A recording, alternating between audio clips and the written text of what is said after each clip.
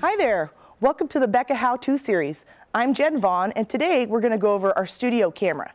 Now there's lots of things to be controlled on this camera. A lot of them are done in the control room with the CCU, the camera control unit, such as iris, shutter, and gain.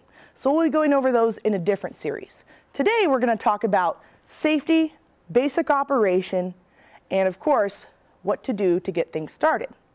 So number one, safety. Always make sure that you're wearing proper studio attire, which includes closed-toed shoes with rubbered soles. No flip-flops or high-heeled in our studio, please. Number two, make sure when you truck your camera into position that you leave a safety loop so that you don't accidentally kick your camera over when you chip on that cord. And number three, don't force it.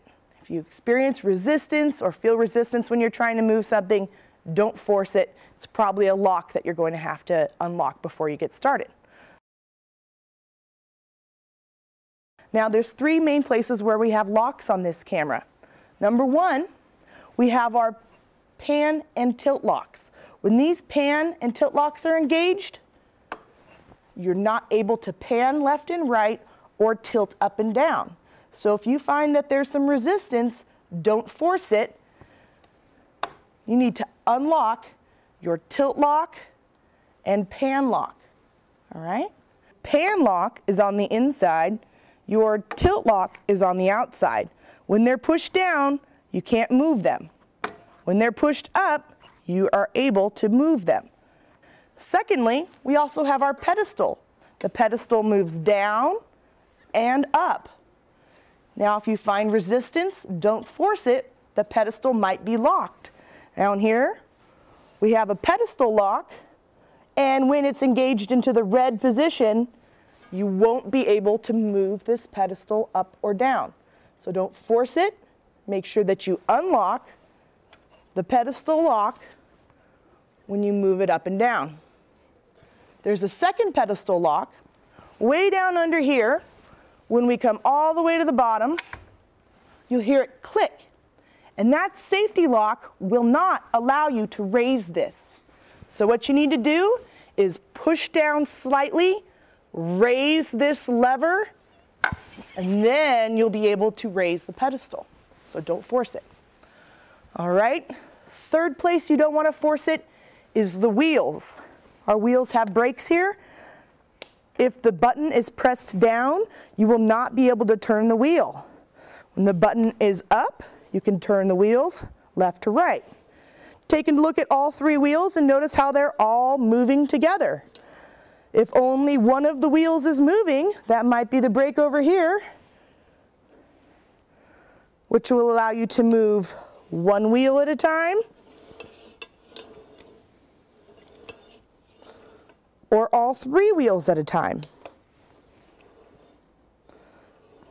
And whatever direction your wheels are turned is the direction the pedestal will move.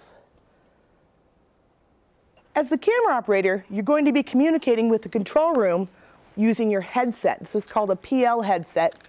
PL stands for private line. Now you'll use your ClearCom box to communicate here, and you can press this button here in order to talk to the studio, and if you press it twice, the button will stay on. Most of the time, we'll keep that button off.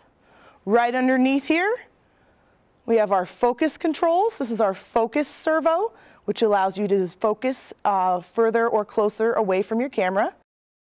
As you use the focus servo, you'll see that the mechanism is engaged to the focus ring on the lens. This is our zoom control. Now this is pressure sensitive. The faster you press it, the faster you'll zoom. The slower you press it, the slower you'll zoom. So this is your zoom control on the right. You can also adjust your speed, fast to slow, for your zoom control. Fast zoom, focus up, fast zoom.